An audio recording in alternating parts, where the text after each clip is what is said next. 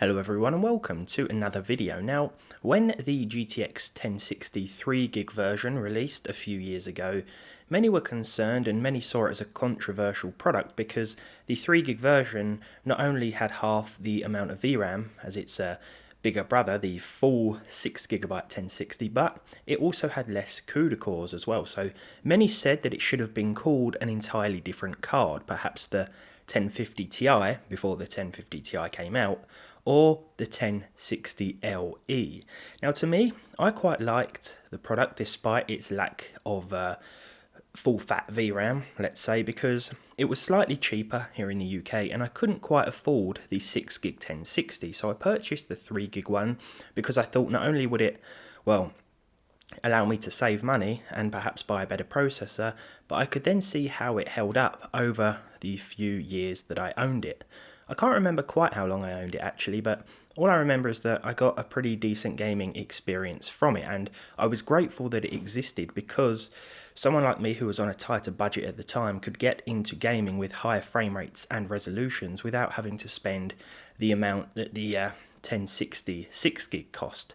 Now, if you calculate the average selling price of the last 20 sold listings on eBay UK under the auction format, you'll see that these actually come very close. The 1050 Ti and the 1060 3GB, well, there's barely anything in it. And on sites like Seige here in the UK, the 1050 Ti 4GB at the time of this video is priced a little higher than the 3GB 1060. So I think it definitely warrants another comparison, though it's worth remembering that prices may vary depending on where you live, so it's worth checking that out too.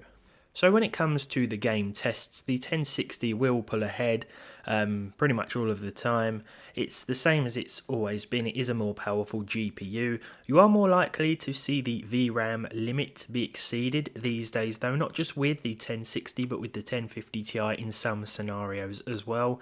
In Red Dead Redemption 2, a game that lets you see how much VRAM you are using, you could, let's say, exceed it with the 1060 3GB and not exceed it with the 1050 Ti, but even so, the 1050 Ti is going to perform worse because it isn't quite as powerful anyway as the 1060 GPU. As we go up through the settings in games like Red Dead 2 and you turn things way up, then both cards will end up suffering anyway because they can't quite handle the higher settings, and that's something that you're going to see in a lot of modern AAA titles, I think. Now, of course, in games where the 1050 Ti is capable of 60 FPS, then the 1060 3GB should also be capable of that as well, because like I say, it is still the more powerful GPU on paper and in performance.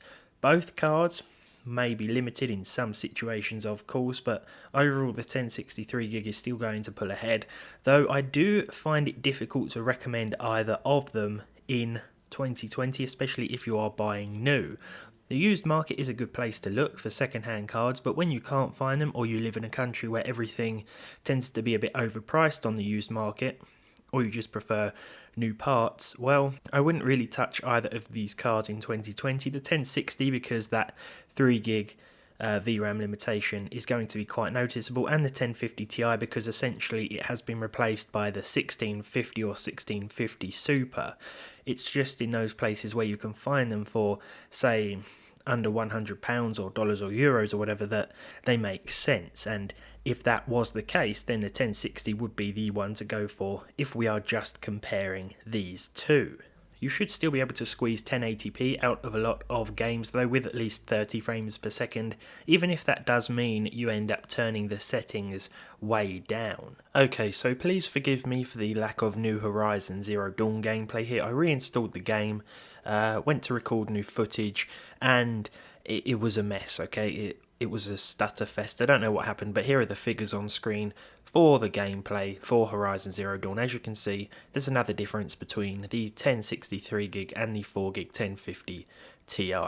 But there we go. I hope you've enjoyed this quick look at the 1050 Ti and 3GB 1060 in 2020.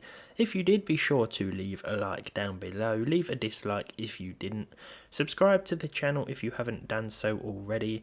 And hopefully I'll see you all in the next video.